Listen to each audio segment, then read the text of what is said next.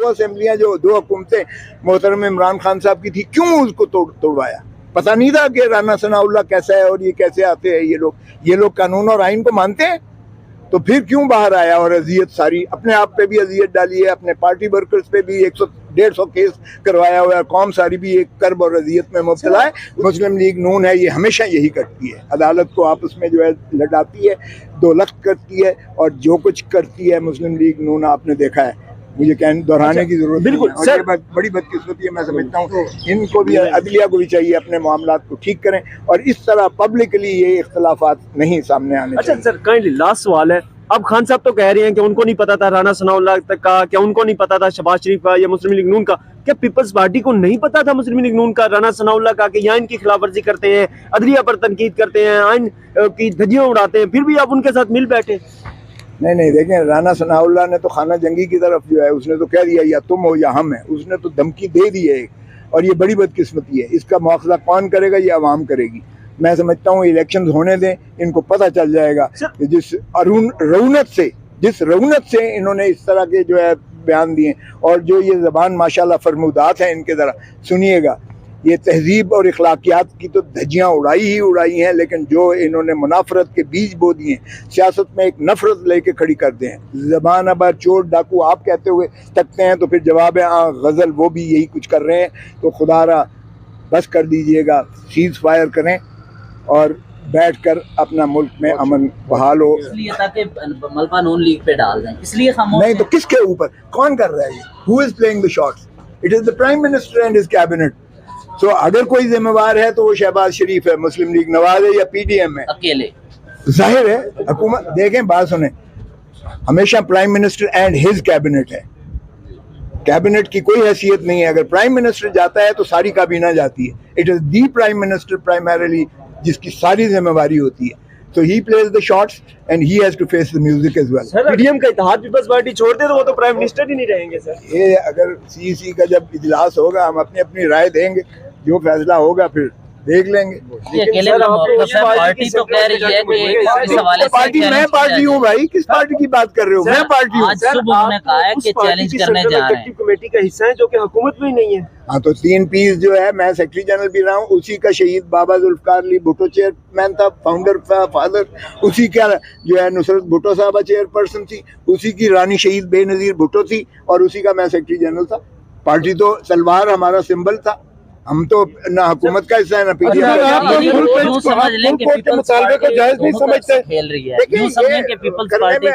अगर मुतालबा किया है तो उसका फैसला जो है अदालत करेगी। तो फिर जाती राय क्या फुल कोर्ट बनना चाहिए या नहीं? देखें, मेरी अगर जाती राय देखें तो ये इशू ऐसा है जिसको once and for all settle होना चाहिए, लेकिन ये चीफ जस्टिस का सवाबदीद है, इसमें मैं उनका इस्तदा करने में कोई मुज़ायका नहीं है, लेकिन फैसला करना चीफ जस्टिस का काम है। अगर तो मकसद ये है कि इसको मौखिर करके इसको जो है इल्तवा में डाला जाए और खूह खाते सुटिया जाए इस मामले को ताकि ये दफन हो जाए, तो वो गलत है।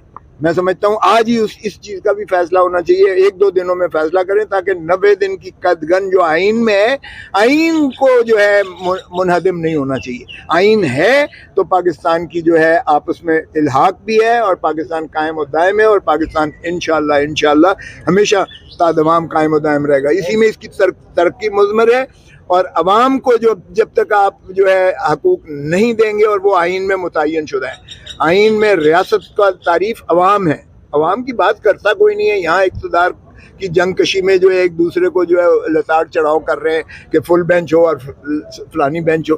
भाई आइन बड़ा वाज़ेह है, फैसला सुप्रीम कोर्ट का बड़ा वाज़ेह है। मैं समझता हूँ इसको तो इसी हफ्ते में फैसला हो जाना चाहिए और उसको सुप्रीम कोर्ट अगर अपने फैसले को नाफिज नहीं करती तो खुदा खाकम बदहन, पहले भी हमने देखा है मुल्क को 2 लख्तों। एक सिर्फ बात आपने भी कहा कि वो लल्ले तलल्ले और गिरफ्तारी का भी इम्कान है अगर आइन की खिलाफ वर्जी होती है, तो क्या आप समझते हैं कि उनको हक नहीं है? मैंने नहीं कहा किसी का गिरफ्तारी का। हाँ, तौहीन अदालत में तो जाहिर है कि वो, मैंने ये नहीं कहा। क्या उनको हक नहीं है कि वो इख्तिलाफ अपना बेंच से भी रखें और चीफ जस्टिस को इस्तदा करें? इस्तदा करने में कोई हर्ज नहीं, कोई मुज़ायका नहीं, मैंने कब कहा इस्तदा करें।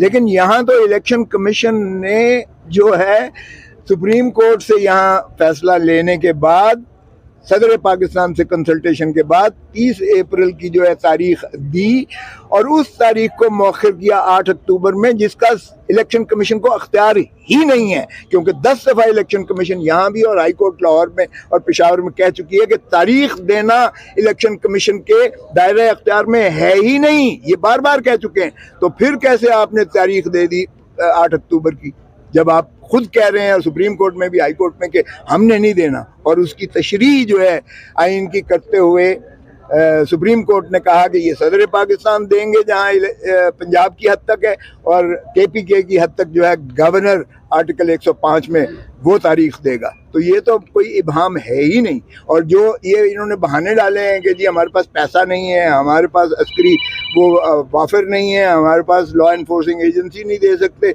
हम जो है जुडिशल ऑफिसर नहीं दे सकते, ये सारी चीज़ें पहले कही गई थी और सुप्रीम कोर्ट ने उसका इहाता करते हुए सभी को हुक्म दिया कि इलेक्शन कमीशन जो भी ज़रूरत होगी, वजारत ख़जाना को हुक्म हुआ वो उसकी ताबे है, वजारत कानून को कहा रिटर्निंग ऑफिसर्स और प्रिजाइडिंग ऑफिसर्स दें, वजारत दाखिला को कहा गया कि जो भी इनको पुलिस फोर्स की ज़रूरत है वो भी दें, और वजारत दिफा को कहा गया कि जो भी इनको रेंजर्स वगैरह की ज़रूरत हो वो अमन आमा के लिए इलेक्शन कमीशन के ताबे होना चाहिए।